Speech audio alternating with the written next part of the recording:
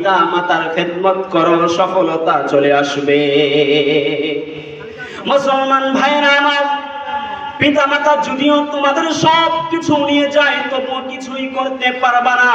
জ্বলন্ত প্রমাণ রাসূলের হাদিস, সাহাবীদের কাহিনী। এক সাহাবী আল্লাহ রাসূল সাল্লাল্লাহু আলাইহি ওয়াসাল্লামের কাছে আসলেন। রাসূল সাল্লাল্লাহু আলাইহি ওয়াসাল্লামকে জিজ্ঞাসা করলেন, ইয়া রাসূলুল্লাহ, ইয়া হাবিবাল্লাহ, আমার পিতা আমার সমস্ত সম্পদ নিয়ে চলে গেছে, আমার পিতা আমার সম্পদ নিয়ে গেছে।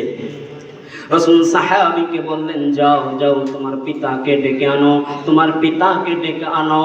ওই রাসূল সাল্লাল্লাহু আলাইহি ওয়াসাল্লামের আদেশের পর সন্তান যখন বাবাকে ডাকতে যায়, আল্লাহর পক্ষ থেকে ওহী চলে আসে। জিবরাইল আলাইহিস সালাম নবীকে জানিয়ে দেয় যে তার পিতা মনে মনে কি যেন বলতেছিল, যা তার কানও শুনতে পাই নাই। রাসূল সাল্লাল্লাহু আলাইহি ওয়াসাল্লামের কাছে যখন সাহাবীকে নিয়ে আসলো, আল্লাহ রাসূল সাল্লাল্লাহু আলাইহি ওয়াসাল্লাম জিজ্ঞাসা করলেন, ওহে পিতা, তুমি কেন তোমার সন্তানের সম্পদ নিয়ে চলে গেলে? তুমি সমস্ত সম্পদ কেন নিয়ে গেলে? তখন পিতা উত্তর দিল, হে আল্লাহর রাসূল, আপনি তাকে জিজ্ঞাসা করুন তার সম্পদ তার ফুফু তার খালাদের কে ছাড়া অন্য কাউকে উপকারে আসছে কিনা।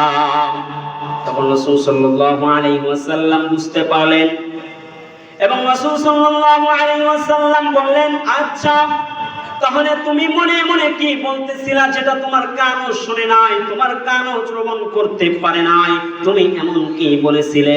তখন ওই পিতা ওই সাহাবীটা উত্তর দিলেন, আপনার প্রতি এবং আল্লাহর প্রতি আমার ঈমান আরো বৃদ্ধি পাক। আপনি যখন আমার কথা জেনে গেছেন, আমি যেটা বলেছিলাম যেটা আমার কানও শুনে নাই, আপনি জানতে পেরেছেন, এটাও একটা মুজিজা। ওগো আল্লাহর রাসূল, আমি এমন কথা বলতেছিলাম যা আমার কানও শুনতে পাই নাই, সেটা হলো আমি উচ্চারণ করতেছিলাম, সন্তান রে,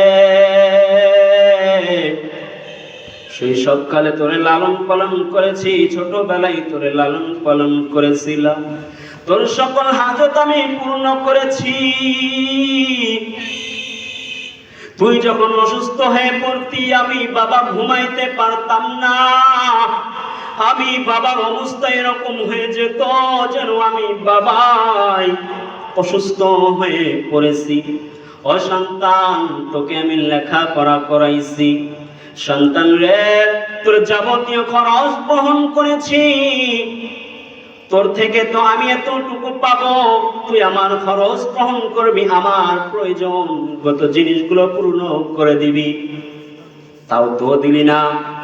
তবে তুই এতটুকু পাওয়া উচিত, এতটুকু আশা করেছিলাম।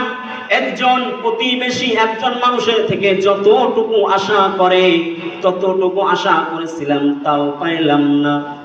তখন আল্লাহ রাসূল সাহাবীকে বললেন, ও সাহাবী, যাও যাও, তোমার পিতা তোমার তোমার ধন সম্পদ সবকিছুই হলো তোমার পিতা। ও বন্ধু, আজকে তুমি তোমার পিতা মাতার সাথে সৎ ব্যবহার করতেছো না, জোরে গলায় কথা বলো, পিতা মাতার সাথে ভালো ব্যবহার করো না, ভালো ব্যবহার করো না। ও বন্ধু, পায়ে হাত রেখে বলি,